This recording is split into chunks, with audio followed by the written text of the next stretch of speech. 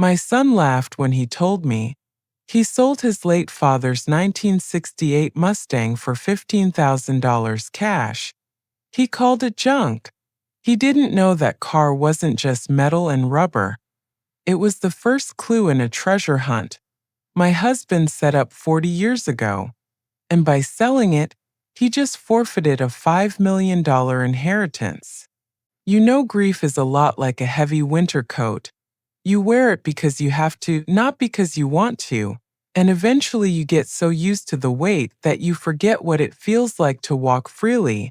It had been 6 months since my husband Robert passed away from a sudden heart attack. He left me a house full of memories, a modest pension, and one very large, very loud Highland Green 1968 Ford Mustang GT Fastback. Every Sunday morning at 8 a.m., I would go out to the detached garage with a cup of black coffee. I didn't drive the car, I was terrified of scratching it, but I would run a soft cloth over the hood, sit in the driver's seat, and smell the old leather and gasoline. It smelled like Robert. It was our quiet time. But this Sunday, when I unlocked the side door and stepped onto the concrete, the silence was different. It was hollow. I flicked on the fluorescent lights, expecting to see the chrome bumper gleaming back at me. Instead, I saw a grease stain. The garage was empty. The car, the one Robert had spent 10 years restoring bolt by bolt, the one we had driven to our honeymoon reenactment for our 40th anniversary, was gone. My coffee cup slipped from my fingers and shattered on the floor. I didn't scream, I didn't call the police. I knew exactly who had the spare key. I turned around, marched back into the house, and walked straight into the kitchen. My son Jason was sitting at the island, eating a bowl of cereal like he was 12 years old again. His wife Vanessa was scrolling on her phone, sipping a green smoothie. They looked picture perfect. They looked guilty. "Where is it?" I asked. My voice didn't shake. I was a librarian for 40 years. I know how to use a voice that demands silence. Jason didn't even look up from his bowl. "Good morning to you too, Mom. We're out of almond milk, by the way." "The Mustang," I said, stepping closer. "Where is your father's car, Jason?" Vanessa sighed, putting her phone down with a dramatic click. "Oh, Dorothy, please don't start. We did you a favor." "A favor?" I gripped the edge of the granite counter. "You stole a classic car from my garage." "We didn't steal it," Jason said, finally looking at me. He had his father's eyes, but none of his father's spine. "We liquefied a stagnant asset. That car was just sitting there gathering dust and rust. It's bad for the engine to sit, Mom. We did what Dad would have wanted. We put it to use." "You sold it," I whispered. The room spun slightly. "Who did you sell it to?" "Some guy online," Jason said, shrugging. "He came by this morning with a flatbed, cash deal, quick and clean." "How much?" I asked. "That car was appraised at $80,000 last year." Jason winced just a little. He exchanged a look with Vanessa. "Look, the market is down," Jason said, his voice taking on that condescending tone he used when he tried to explain cryptocurrency to me. "And it needed work, tires, transmission flush. It wasn't mint condition, Mom. We got $15,000 for it." $15,000? I felt the blood drain from my face. "You sold a Shelby-class Mustang for the price of a used sedan." "It's fast cash, Dorothy," Vanessa chimed in, inspecting her manicure. "And honestly, we need it. Jason's business is having a little cash flow issue, and we booked this mental health retreat in Bora Bora months ago. We can't cancel it. We need the break. You know how stressful it's been for us." "Stressful for you?" I laughed, a sharp, bitter sound. "I buried my husband 6 months ago. You buried your conscience." "Stop being dramatic," Jason said, standing up and putting his bowl in the sink. "It's done. The car is gone. The money is in my account, and we leave for the airport in 3 hours. You should be happy for us. Dad would want us to enjoy life, not hoard old metal." "Dad would want you to ask," I said. "He's dead, Mom," Jason snapped. "He doesn't care about the car anymore, and frankly neither should you. It's just a thing. People are more important than things. You're right, I said quietly. People are more important, which is why it hurts so much that you didn't treat me like a person. You treated me like an obstacle to your vacation. Vanessa rolled her eyes. We'll bring you back a souvenir, maybe a magnet. They bustled out of the kitchen to finish packing, leaving me standing there, with the ghost of the car and the reality of my son's betrayal. They thought they had one. They thought they had just pulled a fast one on a grieving old widow. But Jason had forgotten one thing. He was lazy. He never checked under the hood. He never checked the glove box. And he certainly never checked the maintenance log his father kept religiously on the workbench. I walked back out to the garage. I needed to see if he had taken everything. I stood in the center of the garage, staring at the oil stain on the concrete. It was shaped like a small dark continent. The space felt massive without the car. It felt like a missing tooth. My eyes moved to the workbench along the back wall. It was cluttered with Robert's tools, wrenches organized by size, rags stained with polish, and right there in the center, sitting in a pile of sawdust, was the maintenance log. Jason had ignored it. Of course he had. To Jason, a paper notebook was trash. He didn't know that his father recorded every oil change, every tire rotation, and every tank of gas in that book for 20 years. I walked over and picked it up. The leather cover was cracked and worn. It smelled of peppermint and motor oil. Robert always kept peppermint candies in his pocket while he worked. I opened it. The pages were filled with Robert's neat block lettering, dates, mileages, notes like she's running a little rich today, or fix the rattle in the dash. Reading it felt like hearing his voice again. I flipped to the very back of the book. I expected to see the last entry from the week before he died. Instead, I found a sealed envelope taped to the inside of the back cover. It had my name on it, Evie. My hand shook as I peeled the tape back. I opened the envelope. Inside was a single sheet of yellow legal pad paper. Evie, if you are reading this and the Mustang is not in the bay, then I failed to teach our son the value of patience. I know he has been eyeing the car. I know he thinks it is just a fast piece of metal. If he sold it, he probably did it for pennies on the dollar, because he never bothered to look at what was actually under the paint. Do not panic, I knew this day might come. I set a trap, honey. The car is not just a car. It is the first key. The title Jason found in the filing cabinet was a duplicate I had printed years ago. It is legally valid for the sale, but it is not the master document. If the car is gone, call Arthur Henderson. You remember Artie from the Rotary Club. He has been waiting for this call. He knows the plan. I love you. Now go get him, Robert. I lowered the letter. Tears pricked my eyes, but they were hot, angry tears. Robert knew. He knew his own son was a vulture in training.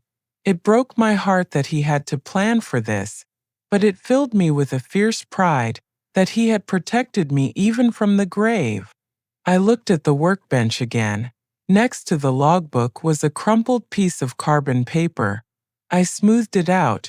It was the receipt Jason had hastily written up for the cash deal, sold to Arthur Henderson, price $15,000. I let out a breath I didn't know I was holding. Jason didn't sell it to some guy online. He sold it to the exact person Robert had instructed him to watch out for. Arthur must have been watching the online listings, waiting for Jason to post it. He bought it for a steal, knowing exactly what it was worth. I heard the front door of the house slam shut. I walked out of the garage and around to the front yard. Jason and Vanessa were loading their Louis Vuitton suitcases into the trunk of their leased SUV. They were laughing. Vanessa was wearing a wide-brimmed sun hat, even though it was overcast. They looked like they didn't have a care in the world. By Mom, Jason called out, not even looking at me. Don't wait up. We'll send you a postcard. Have a nice trip, I said. My voice was calm. It was the calm of the eye of the storm. Try not to be too lonely, Dorothy, Vanessa shouted from the passenger window. Maybe you can knit something. They pulled out of the driveway and sped down the street, leaving a cloud of exhaust in the air. They were off to spend $15,000 of their inheritance on overpriced cocktails and beach massages. I watched them go. I didn't wave. I walked back into the house. It was quiet.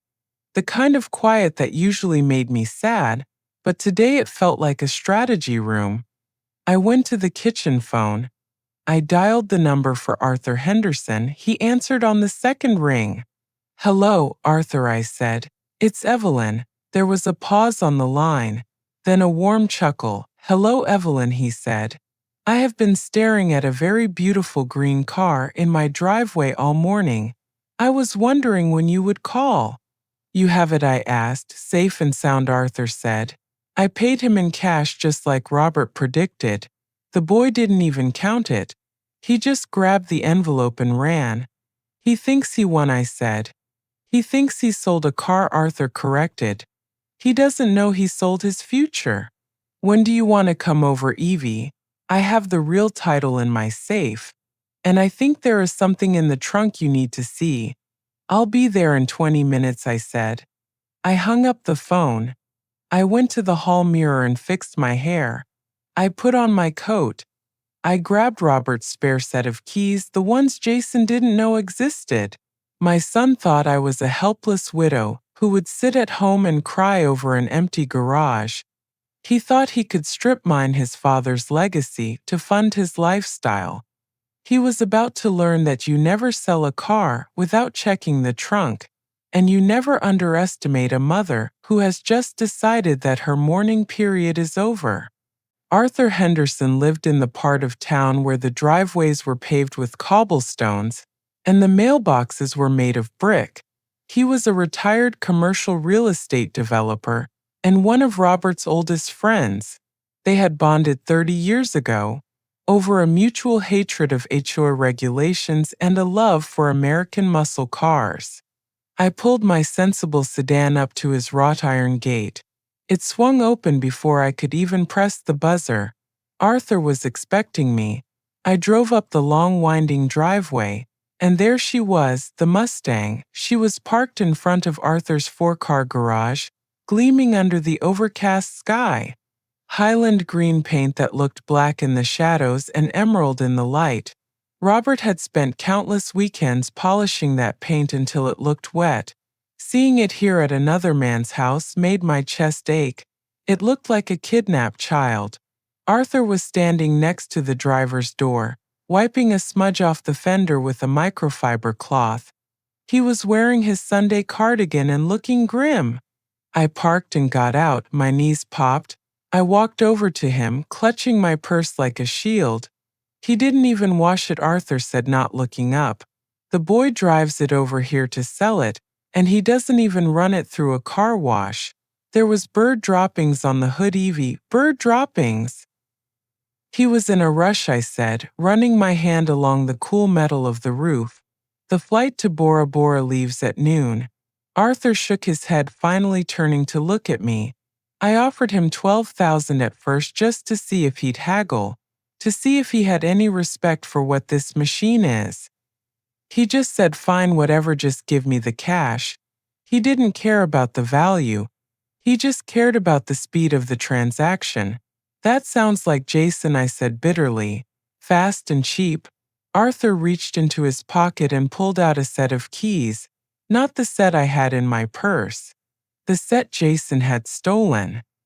He dangled them in the air. Technically, Arthur said, I am the legal owner of this vehicle. I have a bill of sale signed by your son, and I gave him $15,000 of legal tender. I reached for my checkbook. I will write you a check right now, Arthur. I have the insurance money from Robert's policy. I can cover it. Arthur laughed, closing his hand over the keys. Put your money away, Evelyn. You think Robert didn't plan for this. You think he would let his wife spend her widow's mite buying back her own property? He walked over to me and gently placed the keys in my palm. They were warm from his hand. Robert gave me an envelope 5 years ago, Arthur explained, his voice softening. He came to my office, closed the door, and put $20,000 in cash on my desk. He said, Artie, one day I'm going to die, and the week after that Jason is going to try to sell the Mustang. I want you to buy it. Lowball him, make him feel smart, but buy it. I stared at the keys. He prepaid for his own car. He bought it back from the grave, Arthur said. He knew Jason would liquidate it the moment he needed cash. Robert wanted to make sure the car, and what's inside it, didn't end up at a scrapyard or in the hands of a stranger. He knew Jason wouldn't check the trunk. The trunk, I repeated. The letter mentioned a trap. It's not a trap for you, Arthur said, walking to the back of the car. It's a trap for Jason, or rather the bait for the trap. He popped the trunk. The hinges creaked, a familiar sound that made me want to cry. I stepped forward and looked inside. The trunk was mostly empty. The spare tire was there, covered in its vinyl case. A jack, a few flares, but sitting right in the center, bolted to the floor of the trunk where the toolkit used to be, was a heavy gray metal lockbox. It looked like a safe you would see in a hotel room, but industrial strength. Jason didn't see this, I asked. Jason didn't open the trunk, Arthur scoffed. He tossed the title on the passenger seat and held his hand out for the cash. He never even looked. I reached out and touched the cold metal of the box. It was locked tight. There was no combination dial, just a keyhole. A very specific barrel-shaped keyhole. Do you have the key? Arthur asked. I shook my head. No. Robert didn't leave me a key, Arthur smiled. Check the keychain you brought, Evie. The spare set. I fumbled in my purse and pulled out the set of keys I had taken from the hook in the mudroom. The keys Jason didn't know about. There was the ignition key, the door key, and there it was. A small round silver key that I had always assumed was for a padlock on a shed we no longer owned. He played the long game, I whispered. Open it, Arthur said. I slid the small silver key into the lockbox. It fit perfectly with a satisfying heavy click that felt like a bolt sliding home in a prison door. I lifted the lid. I expected to see money, maybe stacks of cash Robert had squirreled away. But Robert wasn't a gangster, he was an engineer. He didn't deal in cash, he dealt in leverage. Inside the box, resting on a bed of gray foam, was a single brass key with a yellow paper tag attached to it. The tag read First National Bank Box 404. Underneath the key was a document in a clear plastic sleeve. It was the original title to the Mustang, the real one, the one with the official state seal embossed in the corner. I don't understand, I said, lifting the document. If this is the title, what did Jason give you? Arthur reached into his cardigan pocket and pulled out a folded piece of paper. He handed it to me. He gave me a very good photocopy, a forgery essentially. Robert made it years ago. He told me he left it in the filing cabinet, labeled important documents. He knew if Jason went looking for something to sell, he'd grab the first official-looking paper he found. I stared at the two documents. The one in my hand was real. The one Jason had sold was a decoy. That means, I started, the realization dawning on me. That means your son just committed a felony, Arthur said, his voice hard. He sold a vehicle he didn't have the legal right to sell, using a forged title, and he accepted $15,000 in cash for it. That is fraud, theft by deception and forgery. Arthur handed me another piece of paper. It was a receipt scribbled on a napkin signed by Jason. I made him sign this. It's proof of the transaction, proof he took the money. I felt a cold shiver run down my spine. Robert hadn't just protected the car. He had handed me a loaded gun. If I wanted to, I could walk into a police station right now and have Jason arrested before his plane even landed in Bora Bora. But the letter in the garage said this was just the first key. I picked up the brass key to the safety deposit box. "What's in box 404, Arthur?" I asked. "I don't know," Arthur said, holding up his hands. "Robert kept his own counsel on that. He just told me to make sure you got the key. He said if Evelyn opens the trunk, the game changes." I put the title, the receipt, and the brass key into my purse. I snapped the lockbox shut. "Thank you, Arthur," I said. "You have been a better friend than I could have asked for." "Don't thank me yet," Arthur said, walking around to the driver's side of the Mustang. He patted the roof. "You have to get her home, and I know you haven't driven sticks since the Reagan administration." I looked at the car. It looked massive, powerful, a beast of metal and horsepower. I had always been the passenger. I was the navigator, the one who controlled the radio and handed out the peppermints. I had never been the captain. "I can call a tow truck," I said weakly. "No," Arthur said firmly. "Robert told me to tell you something else. He said tell Evie to drive it. Tell her she knows how. She just let me do it because she liked holding my hand." I looked at Arthur. My eyes filled with tears again. Robert saw me. He really saw me. I walked over to the driver's side. I opened the heavy door. The interior smelled of old leather and Robert's cologne. I sat down. The seat was still adjusted for him. I had to slide it all the way forward to reach the pedals. I put the key in the ignition. I pushed the clutch in. I turned the key. The engine roared to life. It wasn't a hum, it was a growl. The whole car vibrated around me. It felt alive. It felt angry. Arthur leaned in the window. "Easy on the clutch, Evie. She wants to run." I put it in first gear. My heart was pounding harder than the pistons. I eased off the clutch and gave it a little gas. The car lurched forward, then smoothed out. I rolled down the driveway, the gravel crunching under the tires. I turned onto the main road. I shifted to second, then third. The wind caught my hair. The engine roared. For the first time in 6 months, I didn't feel like a widow. I didn't feel like a victim. I felt like a woman driving a muscle car, with a felony in her purse and a mission in her heart. I wasn't going home. I was going to the bank.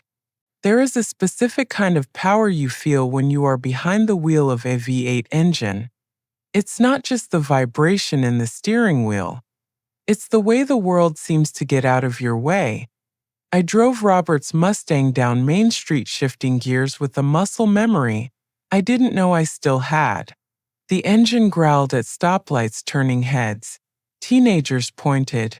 Old men stopped walking to stare. For the first time in months, I wasn't poor widow Evelyn. I was the lady in the bullet Mustang. First National Bank was an old limestone building downtown, the kind with marble pillars and a smell that reminded you of old money and silence. I pulled into the parking lot, carefully maneuvering the long hood of the car into a spot near the entrance. I turned the key and the engine shuddered into silence. I checked my rearview mirror to fix my lipstick. That's when I saw it. A white luxury SUV swerved into the lot, taking the turn so fast 2 wheels almost left the pavement. It slammed on its brakes right behind the Mustang, blocking me in. I knew that SUV. It was leased. It smelled like vanilla vape juice and entitlement. Jason and Vanessa. They shouldn't have been here. They should have been at the airport sipping pre-flight champagne in the Delta Lounge. But then I remembered. Jason, in his infinite wisdom, probably hadn't converted the cash yet. Or perhaps he had stopped at this bank to deposit Arthur's money before the flight. The doors of the SUV flew open. Jason marched toward me, his face a mottled red. Vanessa was right behind him, her sun hat flapping aggressively in the wind. I stepped out of the Mustang. I stood my ground. "You?" Jason shouted, pointing a finger at me. "What are you doing with the car? Did you go to the buyer? Did you ruin the deal?" "I didn't ruin anything," I said, leaning back against the driver's door. I just completed a transaction. We saw you on Route 9, Vanessa screeched. We were heading to the currency exchange and saw the car. Did you steal it back? Did you harass that nice man? That nice man is an old friend of your father's, I said calmly. And yes, I bought it back. It belongs to me. Jason ran a hand through his hair looking frantic. You embarrassed me. I shook on that deal. Do you know how bad this makes me look? I need that money, Mom. Did you make him take the cash back? He was panicking. He thought I had forced Arthur to take the car back and demand a refund. He thought his $15,000 was in jeopardy. I didn't touch your blood money, Jason, I said. Arthur let you keep it. Consider it a severance package. Jason blinked, the fight draining out of him for a second. Wait, I keep the cash and you kept the car, that's right. Oh, Jason said, his shoulders dropping. Well, okay then, that's weird but fine. We have a flight to catch. Just don't do anything crazy with it. He turned to leave, ready to run back to his vacation now that his wallet was safe. Not so fast, I said. You're going to want to come inside with me. Jason stopped. We don't have time, Mom. Bora Bora. It's about the trunk, I said. Jason froze. He turned back around slowly. What about the trunk? Dad left something in there, I said. A lockbox. And inside the lockbox was the key to a safety deposit box here. Box 404. I saw the greed flicker in Vanessa's eyes instantly. She grabbed Jason's arm. A safety deposit box. Did he keep cash in there, gold? Dad didn't trust banks with everything, Jason muttered, looking at Vanessa.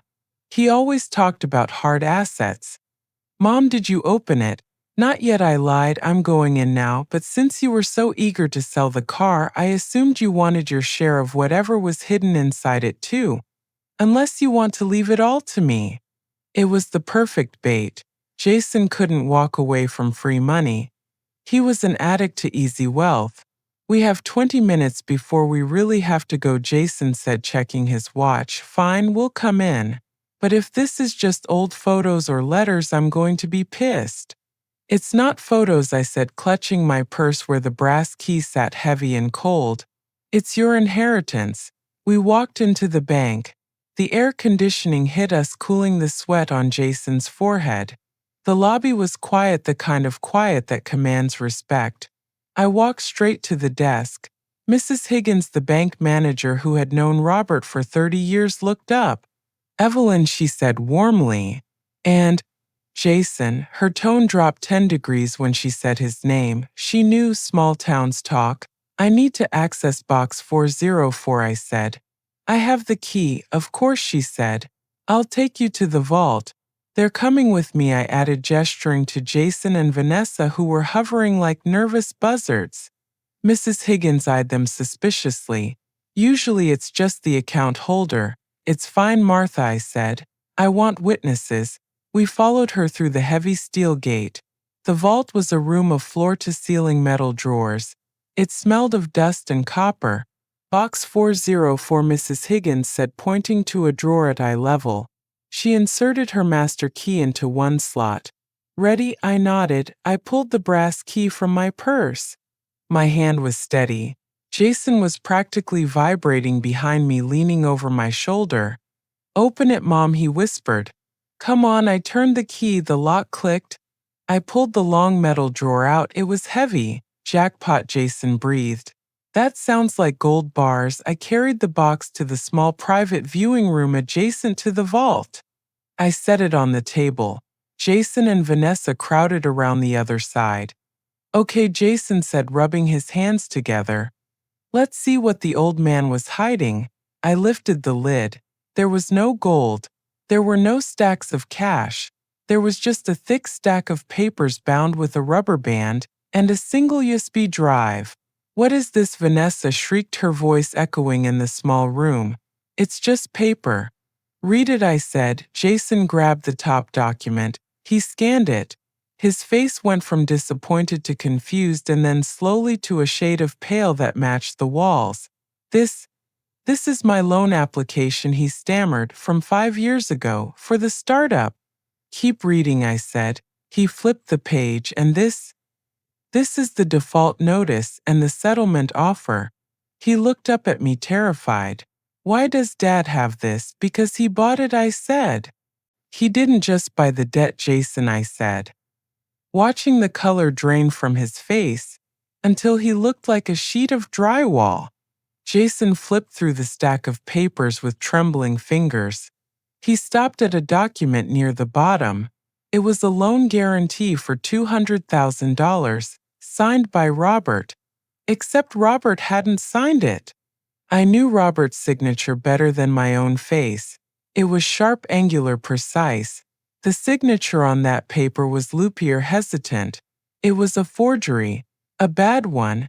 "You forged your father's signature to get the loan for your business expansion," I said, my voice echoing off the metal walls of the viewing room. "When you defaulted, the bank came after us. They were going to put a lien on the house. Robert didn't tell me at the time because he didn't want to break my heart.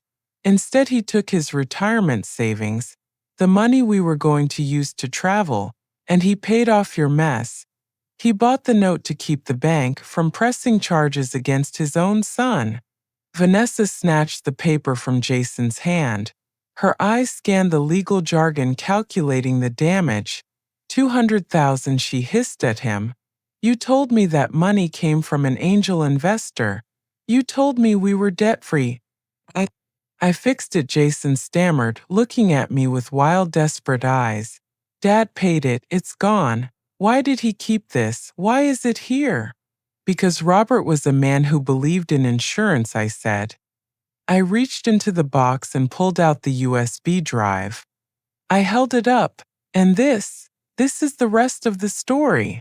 Robert told me that if you ever sold the Mustang, it meant you hadn't changed. It meant you were still looking for the easy way out. He hired a forensic accountant 3 years ago, Jason. He tracked where that loan money actually went. It didn't go to your business. It went to online casinos and that lifestyle you and Vanessa love so much. I dropped the USB drive into my purse. It landed with a heavy thud next to the title of the Mustang. "This box isn't a treasure chest, Jason," I said, leaning in close. "It's a police file. Your father kept it buried because he loved you. He hoped you would grow up. He hoped he would never have to use it. But he left the key in the car because he knew that if you sold the Mustang, you were beyond saving." Jason slumped into the chair, putting his head in his hands. "Mom, please, that was years ago. I'm different now." "Different," I laughed, but there was no humor in it. "You just sold his legacy for a vacation. You haven't changed, you've just gotten hungrier." Vanessa, however, wasn't looking at Jason. She was looking at me. Her eyes were narrowed, sharp as flint. She realized that the dynamic had shifted. I wasn't the victim anymore. I was the creditor. "So what happens now?" Vanessa asked, her voice icy. "You turn your own son in. Send him to jail. That won't bring Robert back, Dorothy. And it won't look good for the grieving widow image you love so much." "I haven't decided what to do with the evidence yet," I lied. I knew exactly what I was going to do. "But there is one more thing in this box you need to see." I reached to the very bottom of the metal drawer and pulled out a small sealed envelope. It was labeled to be opened only after the Mustang is sold. I tore it open. Inside was a copy of an addendum to Robert's last will and testament. "You see," I said, unfolding the paper so they could read the bold text. "The reading of the will is scheduled for tomorrow. You two have been very impatient about it. You assumed you were getting half the estate, but Robert added a clause, a no-contest clause linked specifically to the assets in this box." I pointed to the paragraph. "If my son Jason has sold the 1968 Ford Mustang prior to the reading of this will, it shall be taken as irrefutable evidence that he values immediate cash over family legacy. In such an event, the contents of Safety Deposit Box 404, specifically the promissory note for the sum of $200,000, plus interest, shall be considered his sole inheritance. The debt is not forgiven. It is called due immediately by the estate. The room went silent. You could hear the hum of the vault's air filtration system. He can't do that, Jason whispered. The debt I owe the estate $200,000. Plus interest, I corrected. Calculated over 5 years. You don't inherit millions, Jason. You inherit a bill. You owe me $250,000, and since I am the executor of the estate, I expect payment. We don't have that kind of money, Vanessa shrieked, forgetting to be posh. We spent the car money on the tickets. We are broke. Then I suggest you cancel Bora Bora, I said, snapping the lid of the empty lockbox shut. And maybe sell that SUV.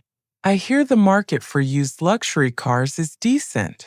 I picked up the box, tucking it under my arm. I felt 10 feet tall. I'll see you at the lawyer's office tomorrow for the official reading, I said. Don't be late, and Jason, you might want to wear a cheaper suit. You're going to need to save your pennies. I walked out of the viewing room, leaving them sitting there in the cold fluorescent light. Jason looked like he was going to be sick. Vanessa looked like she was going to kill him.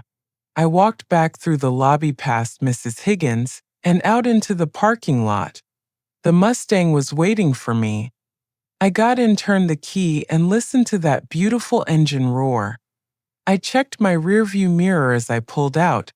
I saw Jason running out of the bank, waving his arms, screaming, "Mom, wait."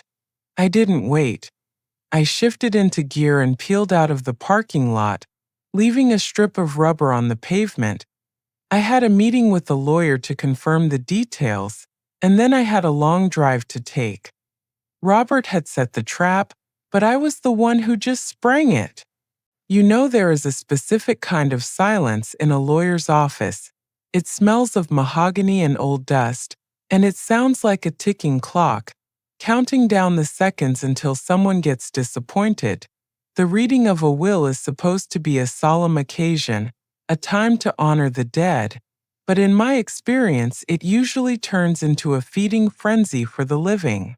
The next morning at 10 a.m., I sat in the conference room of Sterling and Associates. Mr. Sterling had been Robert's attorney for 40 years. He was a man who wore suspenders and bow ties and looked over his spectacles with the judgment of a biblical prophet. I sat at the head of the table. I wore my best black suit and the pearls Robert gave me for our 30th anniversary. I looked like a grieving widow. I felt like a judge. Jason and Vanessa burst in at 10:05. They looked terrible. Jason's eyes were bloodshot, likely from a night of fighting with his wife. Vanessa's hair was pulled back in a severe bun, and she wasn't wearing her usual designer sunglasses. They sat at the far end of the table, as far away from me as possible. "Sorry we're late," Jason mumbled. "Traffic." "Sit down, Jason," Mr. Sterling said. He didn't look up from his files. "We have a lot to get through." Jason sat. He drummed his fingers on the table. "Look, Mr. Sterling, before we start, my mom said some crazy stuff at the bank yesterday about debt and inheritance. I just want to clarify that we are contesting any—" "You are contesting nothing," Mr. Sterling interrupted, his voice sharp. "Because if you contest, you trigger the disinheritance clause immediately. Do you want to proceed or do you want to leave?" Jason shut his mouth. Vanessa kicked him under the table. I saw him wince. "Good," Mr. Sterling said. He opened the thick leather binder in front of him. "I will skip the preamble. Robert left specific instructions for 2 scenarios. Scenario A: the Mustang is still in the family possession. Scenario B: the Mustang has been sold." Jason went pale. He planned for both. "Robert planned for everything," I said softly. "Since I have received a bill of sale from Mr. Arthur Henderson," Mr. Sterling continued, sliding a photocopy of the receipt Jason had signed across the table, "we are proceeding with Scenario B." Vanessa leaned forward, her eyes narrowing. "Okay, so he sold the car, big deal. It was an old car. What about the house, the investments, the liquid cash?" We will get to that, Mr. Sterling said. First, the debts. As Mrs. Vance indicated yesterday, the contents of Safety Deposit Box 404 are now considered assets of the estate, specifically the promissory note for $200,000. That's not an asset, Jason shouted. That's a bill. To the estate it is an asset, Sterling corrected. It is money owed to the estate by you. And since you are a beneficiary, the estate is calling the debt due. It will be deducted from your share. Fine, Jason yelled, throwing his hands up. Deduct it. Just give me the rest. Mom said there were millions. Even if you take the 200 grand, there's still plenty left, right? He looked at me, desperate hope in his eyes. He was doing the math in his head. If there was 5 million and he lost 200,000, he was still rich. He could still go to Bora Bora. He could still be the big man. Mr. Sterling looked at me. I nodded. Jason, Mr. Sterling said, his voice dropping to a low, grave rumble. You need to listen very carefully. Robert's will was structured as a character test. The Mustang was the test. A test, Jason whispered. Yes, Sterling said. Clause 4, Section C. If my son Jason retains the Mustang, proving that he values my memory and legacy over quick, easy cash, he shall inherit the bulk of the estate held in trust, valued at approximately $5 million. Jason's jaw dropped. Vanessa looked like she was going to pass out. However, Sterling continued, flipping the page with a dry crackle. We are in Scenario B. If my son Jason sells the Mustang, proving that he has not conquered his greed or his impulsiveness, then the $5 million shall bypass him entirely. Bypass, Jason choked out. Where does it go? It goes to the primary beneficiary, Sterling said. Mrs. Evelyn Vance, to do with as she pleases. Jason, you get nothing but the forgiveness of the debt if you agree to sign a waiver today. If you do not sign, the estate will sue you for the $200,000 plus interest, and we will turn over the evidence of fraud to the district attorney. Jason stared at the lawyer. Then he stared at me. The silence stretched until it snapped. You're joking, Jason said. You're joking, right? $5 million. I lost $5 million because I sold a $15,000 car. You didn't lose it because of the car, Jason, I said, leaning forward. You lost it because you didn't care. Jason looked at me like I had just spoken in a foreign language. Then he looked at Vanessa. She wasn't looking at him. She was staring at the wall, her face a mask of pure unadulterated rage. She realized before he did that the ATM had just been permanently unplugged. This isn't fair, Jason screamed, slamming his hand on the table. You can't do this. I'm his son. I'm his only child. You can't just cut me out because of a stupid car. It wasn't just a car, Jason, I said, my voice steady. It was the one thing he asked you to respect. And you sold it to a stranger for pocket change before the grass had even grown on his grave. I was going to buy it back, Jason lied. I was going to fix it up later. Stop lying, Mr. Sterling cut in. We have the recording from the pawn shop too, Jason. You called it junk. You said, and I quote, I don't care if they crush it into a cube, just give me the cash. Jason slumped back in his chair. He looked small. He looked like a child who had been caught breaking a window.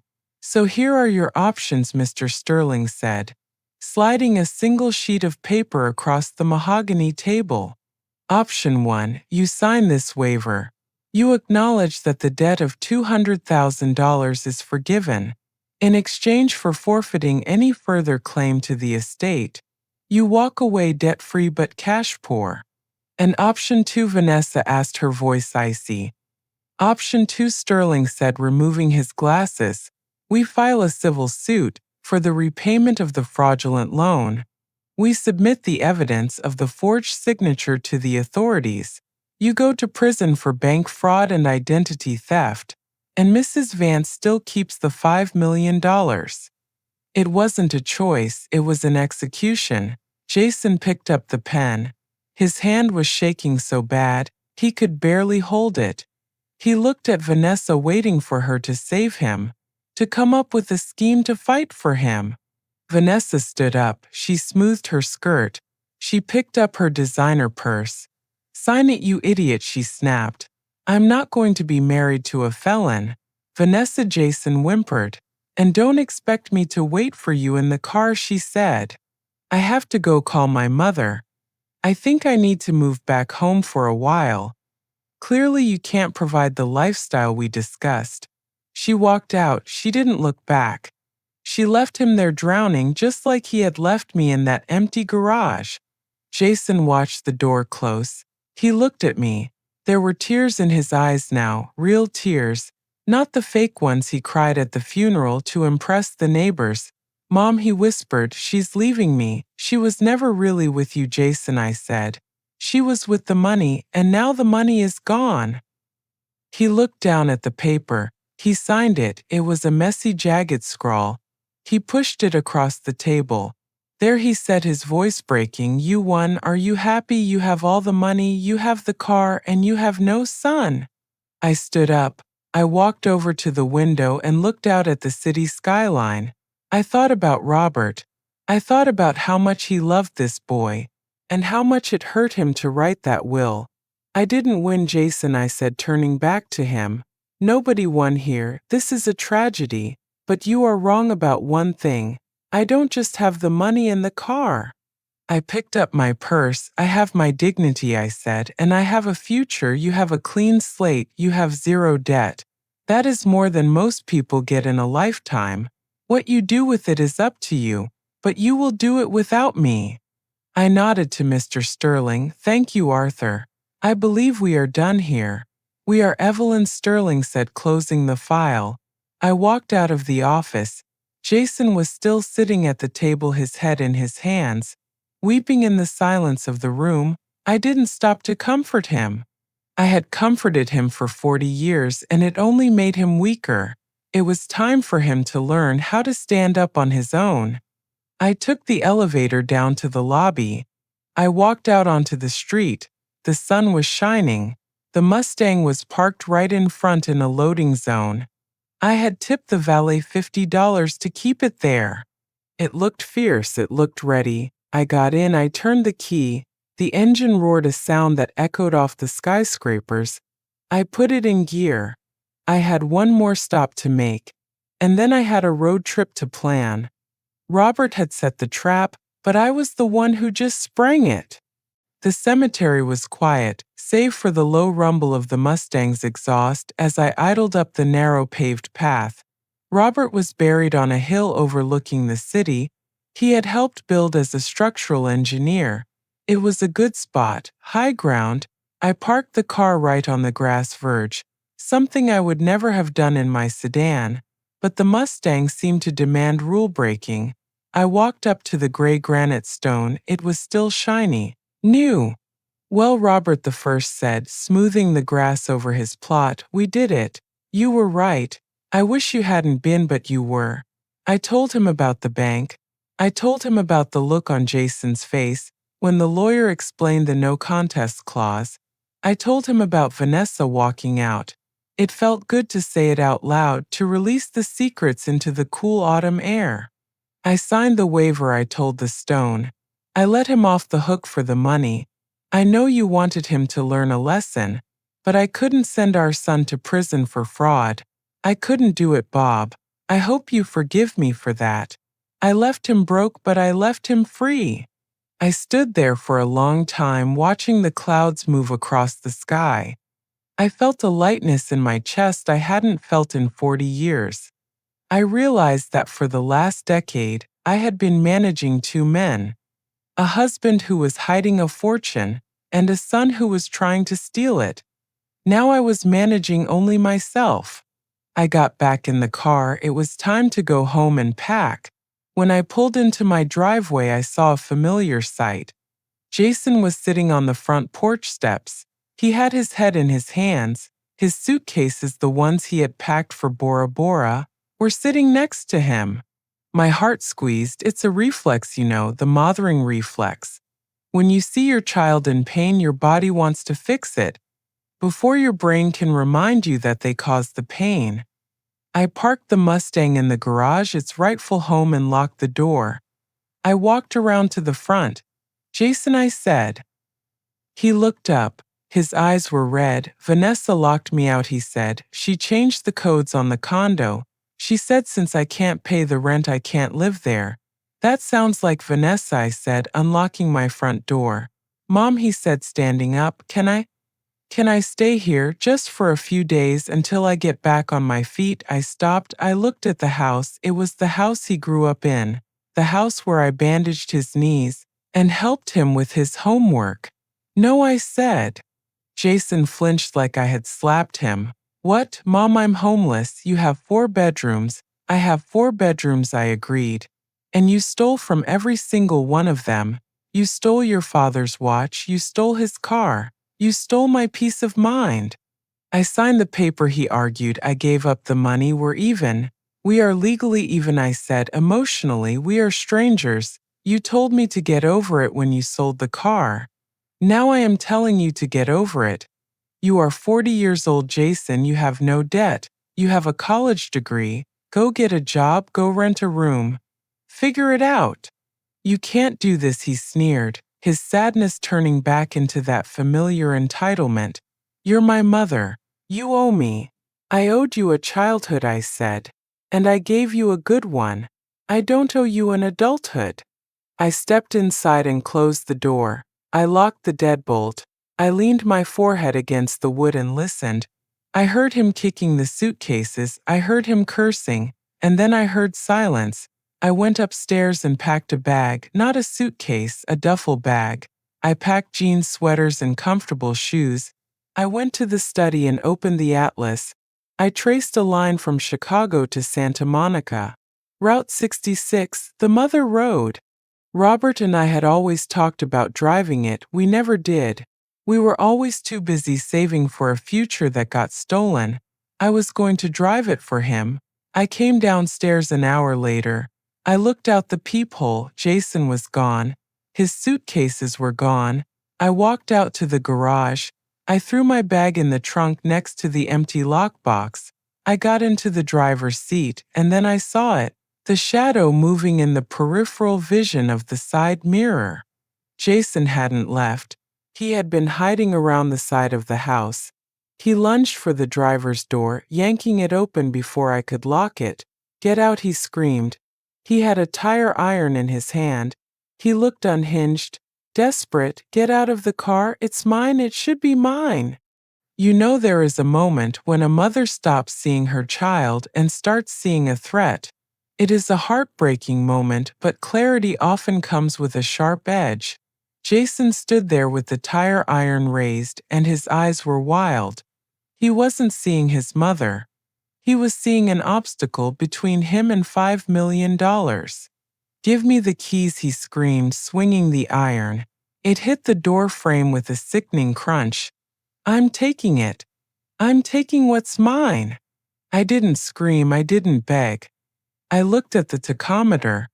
The engine was idling at a low rumble. I slammed my foot onto the gas pedal. I didn't put it in gear. I just floored it in neutral. The Mustang had a 390 cubic inch V8 engine. Inside a closed garage, the sound was not just noise. It was a physical weapon. It was a deafening roar that shook the walls and vibrated in your teeth. Jason flinched. He stumbled back, dropping the tire iron and covering his ears. The sheer violence of the sound broke his concentration for exactly 1 second. That was all I needed. I slammed the driver's door shut and hit the lock. Jason recovered instantly. He lunged for the door handle, yanking on it. He pounded on the glass, his face twisted in a mask of pure greed. "Open it! Open the door!" I looked at him through the glass. I picked up my cell phone. I held it up so he could see the screen. I dialed 911. His eyes widened. He stopped pounding. He mouthed the word "Mom." I pressed send. 911, what is your emergency? My name is Evelyn Vance, I said, my eyes never leaving Jason's face. I am at 42 Oak Street. There is an intruder in my garage threatening me with a weapon. He is violent. Please send officers immediately. Jason heard me. He heard the betrayal. He realized in that moment that the safety net was gone. The bank of Mom was closed. The protection of the family name was revoked. He backed away. He looked at the tire iron on the floor. He looked at the open garage door behind him. He looked at me one last time and then he ran. He ran down the driveway and disappeared into the neighbor's hedges. He ran like the coward he was. I waited until the police arrived. I gave my statement. I showed them the dent in the door frame. I told them his name. I told them where he might be hiding. I didn't cry. I didn't ask them to go easy on him. I told them he was dangerous. An hour later, the police left to search the neighborhood. The house was quiet again. I got back in the car. I backed out of the garage past the oil stain, past the ghosts of the life I used to have. I pulled onto the main road. The sun was setting, turning the sky a brilliant bruised purple. I rolled down the windows. I let the wind mess up my hair. I turned onto the highway heading west. I drove for 3 days. I saw the cornfields of Iowa. I saw the flat, endless horizon of Nebraska. I saw the mountains of Colorado rise up like jagged teeth. Every mile I put between me and that empty garage felt like a weight lifting off my chest. I wasn't running away. I was running towards something. I stopped at a diner in Arizona on the 4th day. I ordered pie and coffee. A young waitress poured my cup. "Nice car out there," she said, nodding toward the parking lot, where the Mustang was gleaming under the neon sign. "Does your husband let you drive it often?" I smiled. I took a sip of the coffee. It was hot and bitter and perfect. "It's my car," I said, "and I drive it wherever I want." I finished my pie. I left a big tip. I walked back out to the car. I opened the trunk. I looked at the empty lockbox still bolted to the floor. It wasn't a coffin for my husband's secrets anymore. It was just a box. I got in, I turned the key, the engine roared. I put it in gear and drove into the sunset. Robert was right, the car was the key, but he was wrong about one thing. He didn't need to leave me a map to find myself. I was there all along, I just needed to shift gears. So friends, that is the story of how my son sold his inheritance for a vacation he never got to take. It is a hard lesson to learn that sometimes the people we raise are the ones we have to protect ourselves from. But remember, your legacy is not what you leave behind in a bank account. It is what you do with the time you have left. If you enjoyed this story, hit that like button and tell me in the comments, would you have pressed charges against your own son? I will be reading your answers from a beach in Santa Monica. Until next time, keep your eyes on the road and your keys in your pocket. Thanks for listening.